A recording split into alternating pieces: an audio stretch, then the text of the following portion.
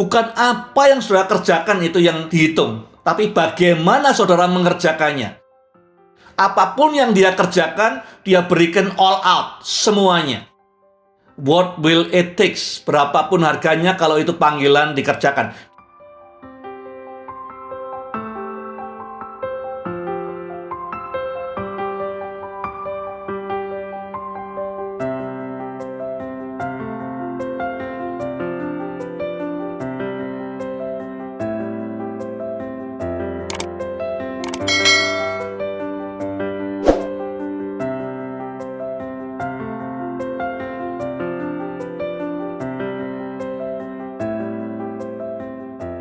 Yosua 14 dan 15, saya beri judul Give Me This Mountain. Ini permintaannya Kaleb kepada Yosua. Yang diminta adalah pegunungan di Hebron. Kaleb minta Give Me This Mountain. Yang saya mau bahas pertama, kita harus kembali ke Bilangan pasal 13 dan 14. Kita sulit tidak bisa menafsirkan Yosua 14 tanpa kembali ke Bilangan 13 dan 14. Saya beri judul yang pertama adalah sukses atau kemenangan yang tertunda. Tidak ada seorang pun, Musa juga tidak menyangka bahwa mereka harus putar-putar di padang gurun 40 tahun. Mereka berpikir setelah tahun kedua, bulan yang pertama, mereka meninggalkan Sinai, mereka akan masuk segera ke tanah perjanjian. Jadi tidak terpikir akan selama ini 40 tahun. Mereka pikir sebentar lagi kita akan mendiami tanah yang penuh susu dan penuh madu. Tapi kemudian lewat peristiwa Bilangan 13:14, Tuhan berkata harus nunggu 40 tahun lagi. Ya, karena sehari dihitung setahun, 40 hari jadi memata-matai Kanaan, jadi 40 tahun menunggu. Nah, kita ngalami dalam hidup ini kadang-kadang sukses tertunda, berkat tertunda, kemenangan tertunda. Bisa karena hal-hal yang lain dalam kehidupan ini. Nah, berkat tertunda, sukses tertunda, ya, juara tertunda itu menyakitkan, nggak enak. Sudah berharap sekali, ya, hadiahnya tertunda. Janji sudah berharap sekali tertunda. Lalu bagaimana meresponinya? Kita belajar dari Kaleb. Ada 4 hal atau 4 poin besar yang saya mau sampaikan. Yang pertama, janji Tuhan itu yang bisa membuat Kaleb terus bertahan. Sampai 45 tahun dia hitung terus. Keep the promise alive. Cara supaya janji Tuhan itu bisa terus hidup, bisa terus menyala bagaimana? Saya usulkan 3 hal. Yang pertama, ya zaman sekarang, tulis di jurnal. Saya punya jurnal sejak tahun 84, saya tulisi semua janji Tuhan. Ya, kalau terpenuhi, saya kayak tanggalnya kapan tergenapinya. Jadi tulis jurnal semua janji Tuhan. Ya. Yang kedua, cara supaya janji Tuhan itu terus hidup bagaimana? Act on it. Ya, mulai bertindak dengan iman atas janji Tuhan. Yang ketiga, ceritakan pada orang lain, bagikan kepada orang lain apa janji Tuhan. Nah, kalau sudah tidak punya janji Tuhan apa-apa, saya rasa perlu lebih banyak baca Alkitab lagi untuk menangkap janji Tuhan. Yang kedua yang dikerjakan oleh Kaleb apa? Dia merubah cara berpikirnya yang tadinya akan segera masuk, akan segera sukses, akan segera menerima janji, sekarang nunggu 40 tahun. Jadi mindsetnya dirubah yang tadinya sprint, kayak lomba lari cepat, menjadi lomba maraton. Perlu merubah cara berpikir. Ya, yang ketiga, dirubah fokusnya, merubah fokus hidupnya. Dan yang keempat, merubah prioritas hidupnya. Merubah fokus hidupnya gimana? Ya, fokus hidup yang baru apa? Kalau saudara lihat di kitab Bilangan, suku Yehuda waktu mau masuk ke tanah perjanjian di Bilangan 13, jumlah tentaranya 70.000 kira-kira. Ya, jumlah tentara itu yang usia 20 tahun ke atas 70.000. Dan menurut perkiraannya Kaleb ini jumlah cukup untuk mengalahkan Hebron. Ya. Tapi kemudian sekarang dia tahu yang 70.000 orang ini tidak bakal akan masuk ke Kanaan. Mereka semua akan mati. Nanti yang akan merebut Hebron 40 tahun lagi adalah mereka yang di bawah 20 tahun. Sekarang mungkin bahkan anak-anak bayi yang belum lahir. Rombongan anak-anak atau bayi atau yang belum lahir itulah yang kemudian muncul Otniel di antaranya. Jadi yang 20 tahun ke atas, yang 70.000 orang yang tangkas, ya, tentara-tentara hebat Yehuda, mereka tidak akan berperang lawan orang-orang raksasa di Hebron. 40 tahun lagi mereka pasti sudah mati semua. Jadi sekarang fokusnya berubah. Ya, tadinya menang perang penting, sekarang dia merubah fokusnya ke remaja, anak-anak, bayi, bahkan bayi dalam kandungan yang belum lahir, ya. Bagaimana membangkitkan generasinya Otniel, hakim yang pertama kali. Ya, di kitab Hakim-Hakim ada 12 hakim. Yang pertama namanya Otniel, itu adalah menantunya Kaleb, ya. Dia adalah giant slayer, pembasmi, pembunuh raksasa-raksasa. Investasinya dirubah, tadinya kepada pasukannya, sekarang kepada anak-anak. Yang kedua, dia juga investasi, fokus ke disiplin lifestyle. Dia diberitahu bahwa nanti dia akan mewarisi, ya, 40 tahun lagi atau lebih, pegunungan Hebron. Gunungnya tinggi, sulit sampai ke sana. Kalau dia tidak jaga kesehatannya, tidak diet dengan baik, tidak olahraga dengan baik, sembarangan makanya, nanti jangan-jangan 40 tahun lagi kalau dia masih hidup, dia digotong naiknya ke Hebron. Jadi dia merubah fokusnya, tidak hanya fokus ke anak-anak dan remaja, dia fokus mendisiplin supaya punya fisikal yang baik. Makanya dia bilang, 45 tahun seperti waktu itu, hari ini kekuatanku sama. Itu bukan soal mujizat, soal disiplin lifestyle. Dia jaga betul-betul supaya kalau waktunya datang, dia siap. Banyak orang berdoa untuk hujan, tapi kemana-mana tidak pernah bawa payung. Dan dia ngambil tindakan betul-betul, fokusnya dirubah. 40 tahun lagi, 45 tahun lagi, aku akan mimpin pasukan menghancurkan Hebron. Kekuatanku harus seperti hari ini. Yang ketiga, fokusnya di mana? Dia memberikan emphasis atau tekanan lebih tinggi kepada keluarga. Karena apa?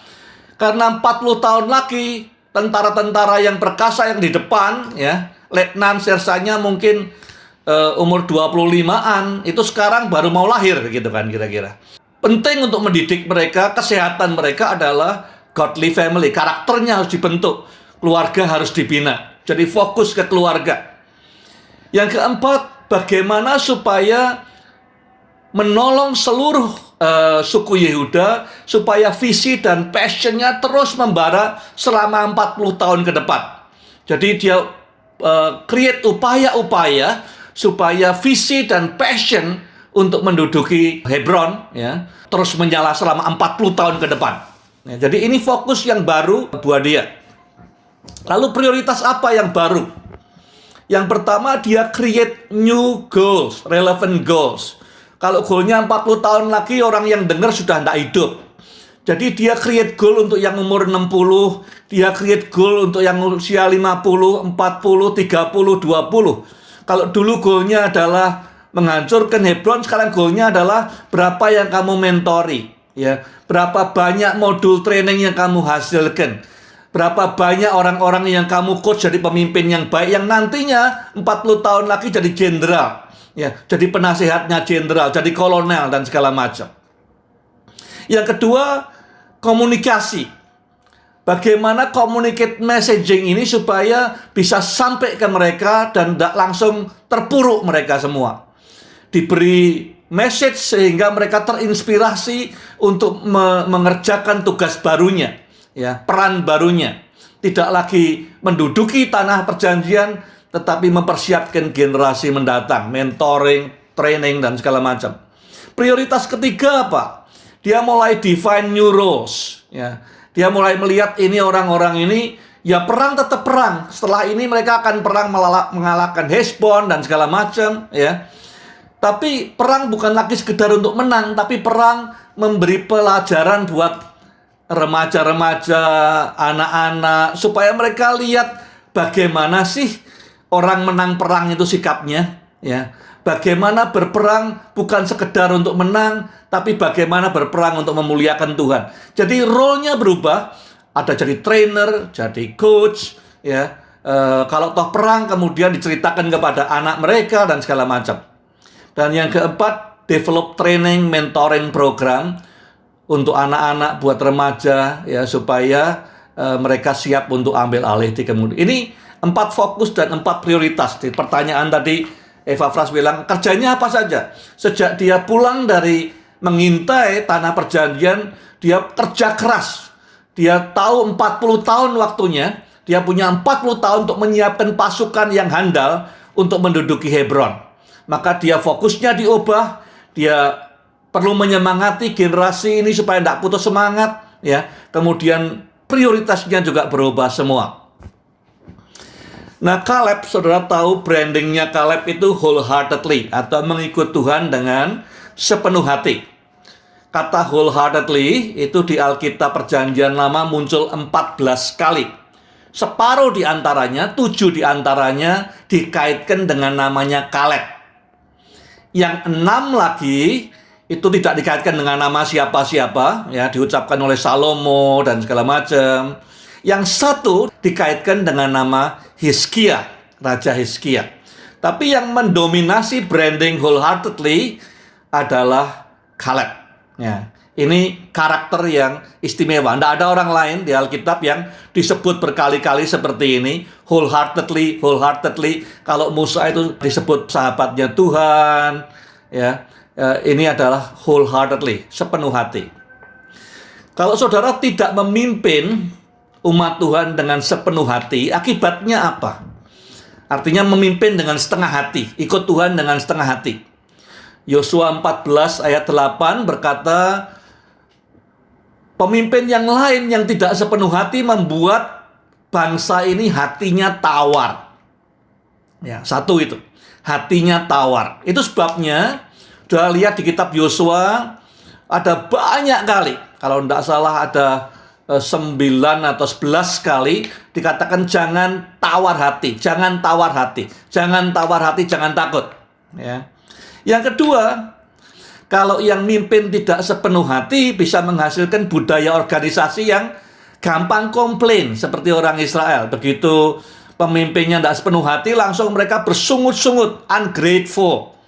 Ini organisasi yang sakit, orang tidak sadar. Mungkin uangnya banyak, keluarga juga bisa. Uangnya banyak, kelihatannya sukses, pelayanan juga bisa. Tapi kalau ada kultur ungratefulness, itu sakitnya parah sekali. Ya. Yang ketiga, kalau pemimpinnya tidak sepenuh hati seperti Caleb, maka kemungkinan besar kalau itu gereja bisa pecah, ya, orang akan berontak cari pemimpin sendiri, keluarga juga bisa retak, perusahaan juga bisa dikhianati dan segala macam. Ya. Keempat, kalau sampai tidak sepenuh hati, dikatakan di Bilangan 32:11, orang-orang Israel semuanya binasa di padang gurun. Firman Tuhan berkata, karena mereka tidak mengikut aku dengan sepenuh hati. Jadi pemimpin itu kunci. Ya, kalau pemimpinnya tidak sepenuh hati, dampaknya kepada semua yang ikut bisa tawar hati, kecewa, sakit hati, bisa ada budaya komplain, ya, di rumah, di gereja, di organisasi, ya, bisa berontak. Kalau gereja bisa pecah, organisasi juga bisa pecah, ya, keluarga juga mungkin ada anak berontak, banyak orang tidak mencapai destiny-nya. Nah, saya sebut tadi selain Caleb 7 kali disebut dengan wholeheartedly, ada 1 orang lagi yang namanya Hizkia. Saya cuma mau sebut ayatnya, dikatakan semuanya dilakukannya dengan segenap hati sehingga segala usahanya berhasil. Jadi lawan katanya tadi, tidak segenap hati sebagai pemimpin, ya, maka rakyatnya akan susah, anggota keluarga, anggota gereja akan susah. Tapi kalau pemimpin segenap hati, ya, dikatakan zamannya Hizkia, semua orang melayani Tuhan. Segala usahanya untuk bangsanya dibuat berhasil. Nah, karena Caleb ini punya karakter wholeheartedly, ya itu adalah value. Wholeheartedly itu bukan action tapi value yang membuahkan action. Apapun yang dia kerjakan, dia berikan all out semuanya. Jadi poinnya adalah bukan apa yang saudara kerjakan itu yang dihitung, tapi bagaimana saudara mengerjakannya, di mana hatimu waktu mengerjakannya. Ya, satu itu. Yang kedua adalah by no means Hebron adalah tempat yang paling mudah atau paling nyaman untuk dikunjungi. Ya, tempatnya sulit. Hebron itu altitude-nya sekitar 1000 meter, 3000 feet lebih. Ya, tempat yang paling tinggi di bagian bawah tanah perjanjian. Jadi bukan masalah enaknya, nyamannya, tetapi what will it takes, berapapun harganya kalau itu panggilan dikerjakan. Dia mau memberikan sepenuhnya, walaupun tugasnya cuma sebagai spies, mata-mata, dia mau berikan semuanya. Oleh karena karakter inilah, kemudian dia bisa berhasil. Ya, pertama adalah apapun yang dia kerjakan sepenuhnya. Tidak asal pergi, tidak asal ngeluyur ke tanah perjanjian, dia pilih ke Hebron. Ya, apapun harganya dia mesti ke sana. Kenapa kok begitu? Ada 3 alasan. Pertama, kenapa dia milih Hebron? Ya, karena dia berkata bahwa apapun yang ditugaskan oleh Musa, aku kerjakan dengan sepenuh hati. Tidak asal jadi, tidak asal-asalan, tidak setengah jalan. Yang terbaik itu jiwanya atau mentalnya Caleb. Yang pertama soal clarity, yang kedua soal courage, dan yang ketiga soal covenant. Tadi saya katakan bahwa Hebron itu tempat yang tinggi, ya 1000 satu tempat yang paling tinggi di tanah perjanjian bagian selatan, ya. Strategic view, jadi dia bisa melihat seluruh tanah perjanjian itu dari Hebron, ya, lembah Yordan dan segala macam. Biasanya kalau sudah mimpin organisasi, saudara mimpin gereja, saudara mimpin perusahaan, saudara mimpin keluarga, resistance atau penolakan itu terjadi karena orang-orang melihat objeknya kurang jelas atau melihat masalahnya dari sudut yang salah. Poin pertama dia kenapa mau ke Hebron, karena dia lihat ini tempat paling strategis untuk bisa ngelihat mapping out semua tugasnya.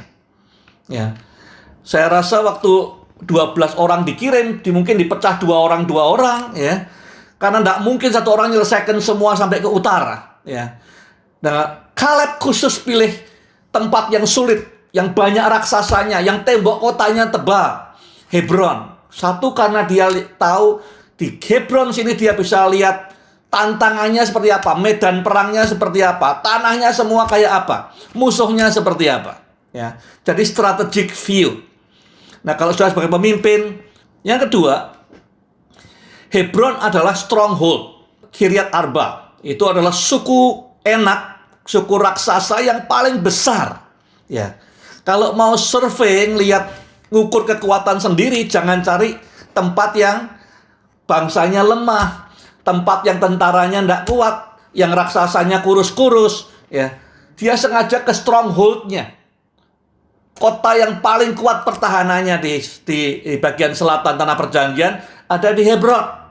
Maka kemudian dia pilih untuk pergi ke sana. Biasanya kalau sudah memimpin perusahaan, keluarga, atau gereja pelayanan, penolakan terjadi karena rasa takut. Face it, try to understand, dipahami takutnya itu apanya. Kalau kita bisa menjelaskannya, ya, semua orang pernah punya rasa ketakutan terhadap sesuatu. Ya. Tapi kalau kita bisa face it, menghadapinya, memahaminya, ya, maka rasa takut itu akan bisa dikelola dengan baik. Yang ketiga, spiritual heritage. Ya, setelah Yakub dan semua rombongannya 70 orang pergi ke Mesir, ya, mereka sesungguhnya sudah punya KTP di Kanaan. Karena apa? Karena tanah yang pertama kali dibeli oleh Abraham adalah Hebron. Ya, ini adalah warisan. Mereka kalau pulang ke Hebron karena itu tanah yang dibeli oleh Abraham. Warisan rohani. Abraham tinggal di Hebron. Pada saat dia tinggal di Hebron, ya pertama kita belajar dia stop di Sikem. Mesbah pertama, mesbah kedua di Bethel, mesbah ketiga di Hebron.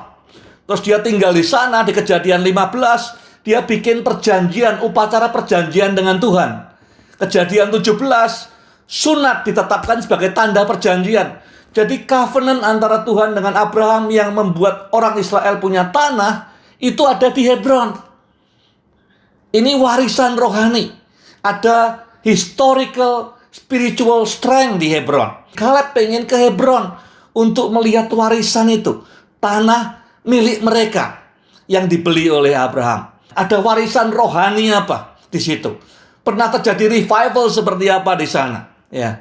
Dan Hebron itu buat orang Israel adalah di mana ada perjanjian yang pertama kali antara Allah dengan Abraham. Ya, Abraham bapak semua orang beriman, perjanjiannya di Hebron. Ya, sunat pertama ditetapkan di Hebron. Ya, jadi ada signifikansinya. Pertanyaan berikutnya, kenapa Hebron? Ya, saya bertanya lagi, kenapa Hebron? Kenapa Hebron jadi punya signifikan secara rohani? Lah, Hebron itu tempat di mana destiny-nya Kaleb, destiny-nya Israel dibangun di atas penderitaan umat pilihan Tuhan.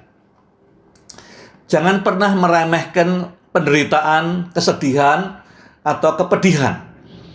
Dalam hidup saya dan banyak orang hamba-hamba Tuhan, di mana masa yang sulit, susah, sedih, penderitaan menghasilkan destiny yang merubah sejarah. Apa yang terjadi di Hebron? Yang pertama, Hebron diceritakan waktu Abraham dengan Lot berpisah. Ya. Pegawainya Abraham dengan pegawainya perang, berkelahi. Akhirnya Abraham berkata kepada Lot, kamu milih mau sebelah mana? Kalau kamu kiri, aku kanan, kamu kanan, aku kiri. Lot kemudian melayangkan pandangannya, dia bilang, aku milih lembah Yordan, banyak airnya, subur, dekat Sodom. Kemudian di ayat 13-18 dikatakan Abraham kemudian memindahkan kemahnya di Hebron. Ya, karena dari sana dia bisa ngelihat. Tuhan bilang, lihatlah. Waktu dia berpisah dengan Lot, dia sedih. Ya, seperti anak sendiri, Lot dibawa dari Ur Kasdim. Sekarang pisah, pegawainya, stafnya mereka sama staf kita perang. Hatinya susah. Tapi kemudian di Hebron, Tuhan tunjukkan, lihatlah semua tanah ini semua. Aku akan berikan kepadamu. Di tengah konflik dan perpisahan dengan Lot, untuk pertama kalinya Abraham ditunjukkan oleh Tuhan dari Hebron. Kamu bisa lihat semua janjiku.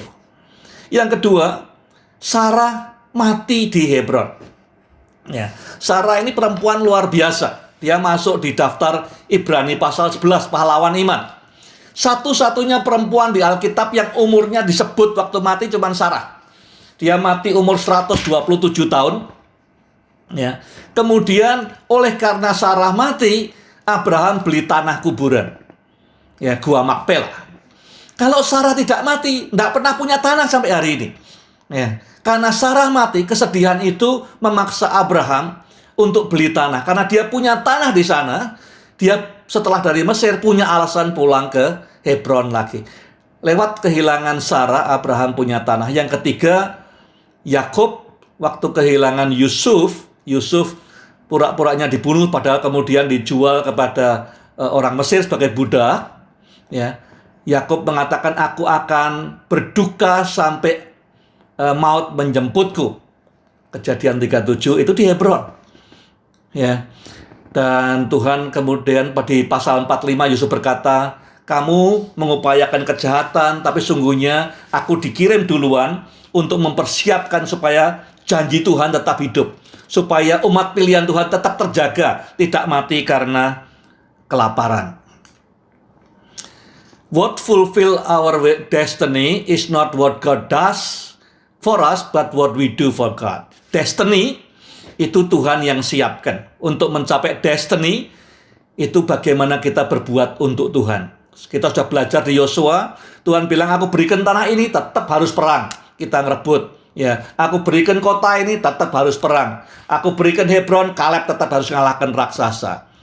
Jadi tidak bisa, destiny-nya Tuhan siapkan, tapi kita tidak nunggu. Ya, kita berbuat sesuatu, take action untuk mengambil janji dan destiny yang Tuhan sudah berikan pada kita. Nah, di ayat yang ke-7 pasal 14 dikatakan bahwa Kaleb bilang, waktu Musa mengutus aku, ya, aku kembali kepadanya membawa laporan yang sesuai dengan hati nuraniku. Musuh abadi seorang pemimpin, ya, termasuk saya dan semua saudara, setiap saat bisa menyerang kita, menggodai kita, adalah 3P, phony, pretend, perform. Ya, kepalsuan, kepura-puraan, dan supaya tampil keren gimana. Ini yang membuat Kaleb berbeda. Aku beri laporan sesuai dengan hati nuraniku. Ini musuh yang kita hadapi sebagai pemimpin. Kita palsu, fake, pura-pura, ya, atau penampilan luar. Why? Kenapa Kaleb adalah kandidat yang terbaik? Menarik sekali di ayat 12 dikatakan, karena engkau sendiri mendengar di sana banyak orang enak dan kota-kotanya berkubu dan besar. Terus dia bilang, itu sebabnya utus aku ke sana. Ya, di ayat 12 pasal 14. Kenapa kok Kaleb adalah kandidat terbaik untuk menaklukkan Hebron? Ada 5 hal menurut saya. Satu adalah keberaniannya. Di bilangan waktu semua yang 10 melaporkan ada raksasa, kota berkubu, tanahnya tandus, Kaleb bilang, dia menenangkan orang, dia bilang, kita akan menduduki tanah itu. Walaupun ada raksasa, kita akan menang bersama Tuhan. Yang kedua, wholeheartedly. Apapun yang dia kerjakan dengan sepenuh hati. Tidak 50%, tidak 70%, tidak 95%, 100%. Apapun. Ya. Kalau sudah tahu sudah tidak bisa ngerjakan 100%, tidak usah kerjakan. Ya, daripada mediocre, daripada setengah-setengah. Ya. Yang ketiga, Kaleb punya different spirit, roh yang berbeda, tidak ikut arus, ikut Tuhan, tidak ikut arus. Bilangan 14:24, Yosua 14:7. Yang berikutnya, great stewardship. Dia disiplin life, hidup yang diberikan sama Tuhan, dia akan hidup 40 tahun lebih lagi dari sekarang. Maka dia mendisiplin hidupnya demikian rupa, supaya pas janjinya datang, dia siap menerima dengan sukacita. Dan yang terakhir, karena reliance on God. Dia katakan, kalau Tuhan menyertai aku, maka aku akan mengusir raksasa-raksasa ini. Ya, dengan 5 kualitas ini, maka dia berani berkata, berikanlah Hebron kepadaku, berikan gunung ini kepadaku. Gunung itu bukan roti untuk dimakan sendiri, tapi dengan dia bisa menguasai gunung itu, maka seluruh suku-suku yang lain akan lebih mudah mengalahkan musuh mereka. Ya, karena ini stronghold-nya. Nanti kita tahu setelah dia kalahkan Hebron dan raksasanya, kemudian dia berikan kota Hebron kepada para imam. Jadi bukan serakah untuk dirinya sendiri. Dia kalahkan supaya bangsa Israel, suku yang lain, bisa menang dengan mudah dihadapi raksasa yang besar-besar. What is your Hebron? Apakah Hebron saudara? Hebron itu apa? Hebron itu sesuatu yang Tuhan janjikan.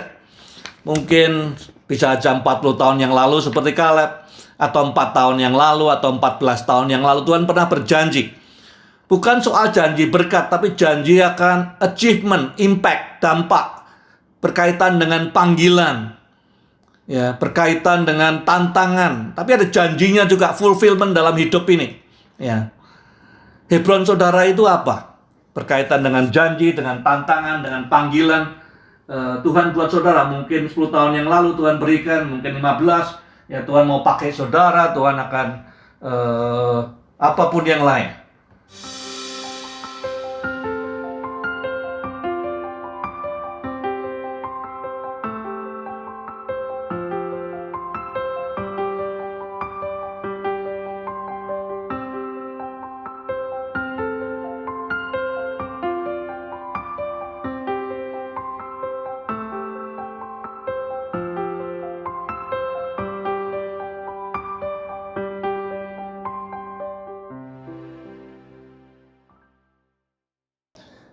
Ya, sudah baca Otniel. Ada di Yosua pasal 15. Judulnya bagaimana membangkitkan seorang pemimpin seperti Otniel. Saya tahu setelah zamannya Yosua selesai, ya setelah orang-orang penatua zamannya selesai, yang naik jadi pemimpin bangsa Israel adalah Otniel, yang adalah menantunya Kaleb. Ya. Bagaimana Kaleb membangun seorang pemimpin? Ya, dia ngomong di depannya Yosua di pasal 14, Otniel mendengarkan Kaleb. Jadi kesan pertama yang ditangkap oleh Otniel, dia lihat Kaleb ini orang yang memegang firman Tuhan as is. Ya. Dia percayai janji Tuhan seperti itu. Dia diberitahu bahwa semua yang pernah kamu injak, ya. Tadinya waktu dia nginjak Hebron, dia tidak kepikir bahwa itu akan jadi miliknya. Tapi setelah dia pulang, Musa bilang, seberapa banyak yang kamu injak itu jadi milikmu. Dipegang selama 45 tahun. Ya. Jadi dia pegang word per word apa yang dijanjikan Tuhan 45 tahun yang lalu. Cara membangkitkan seorang Otniel, ya. Yang pertama tentu adalah demonstrasikan bagaimana hubungan kita dengan Tuhan. Mempercayai firman-Nya sebagaimana adanya. Bertahan 45 tahun. Yang kedua, dia mengambil keputusan berdasarkan nilai-nilainya.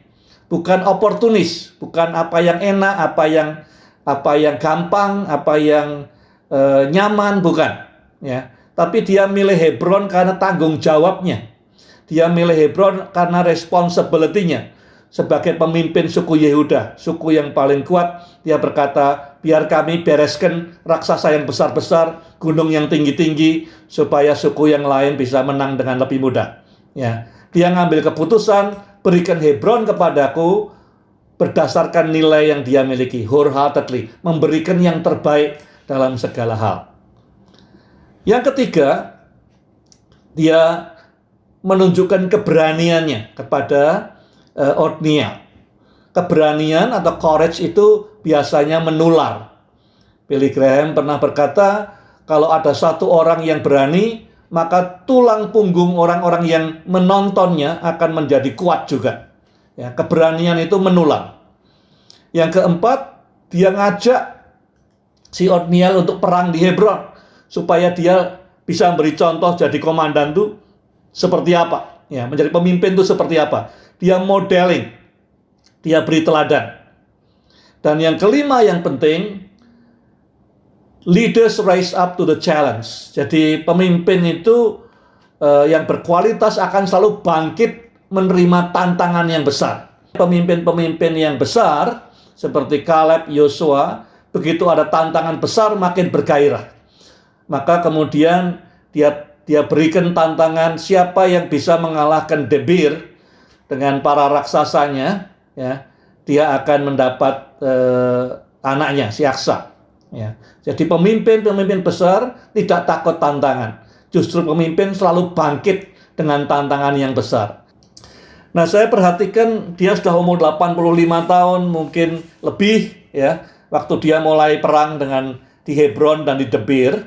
Saya coba cari tahu kira-kira saya renungkan tujuannya apa. Goalnya dia perang di Hebron dan di Debir apa? Ya. Apa goalnya Kaleb?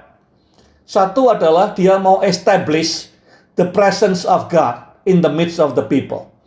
Hebron, kota yang gunung yang tempat yang paling tinggi, ya, di tanah perjanjian, yang paling strategis. Dia mau kota besar ini adalah tempat di mana hadirat Tuhan itu kuat.